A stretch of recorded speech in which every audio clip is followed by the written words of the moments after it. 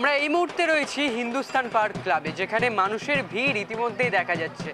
কি দিয়ে সাজানো হয়েছে মণ্ডপকে এবং দর্শনার্থীরা তারাই বা কি জানাচ্ছেন, আসুন দেখে নেব।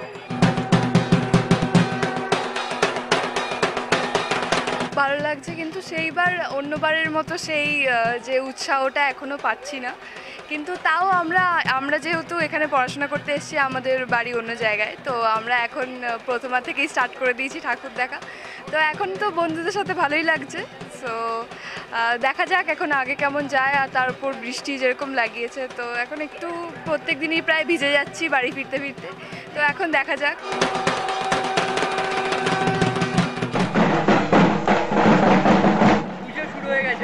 পুজো শুরু হয়েছে, খুব ভালো লাগছে। এবং এই হিন্দুস্তান ক্লাবে আমি প্রথম অবশ্যই এলাম, আমি কোনোদিন আসিনি, কিন্তু দারুণ দারুণ লাগছে।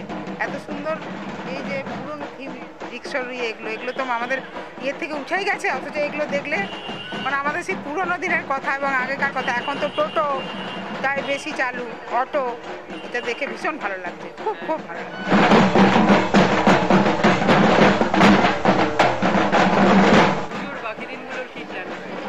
বাকি দিন আমাদের আর দুদিন এখানে কলকাতায় প্ল্যান আছে। তো আজকে যেরকম আমরা সাউথ পুরো ঘোরার প্ল্যান করেছি, অন্যদিন আমরা পরের দিন কালকে পরশু নর্থ ঘোরার পুরো প্ল্যান করেছি। তো তারপরে নিশ্চয়ই আমাদের বাড়ি যেতে হবে, সবারই বাড়ি আছে, তারপরে বাড়ি চলে যাব। তো এখন এই দুদিন দেখি।